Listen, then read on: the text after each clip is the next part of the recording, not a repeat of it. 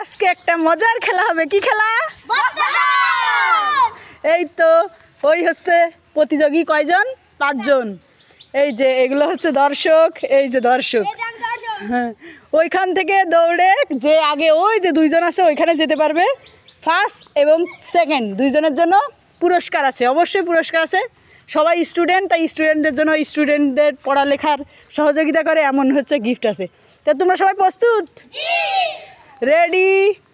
1 2 3। আল্লাহ, 2 জন পড়ে গেছে, তাও ব্যাপার না, অনেক দূর এগিয়ে গিয়েছে। দেখা যাক দেখা যাক দেখা যাক।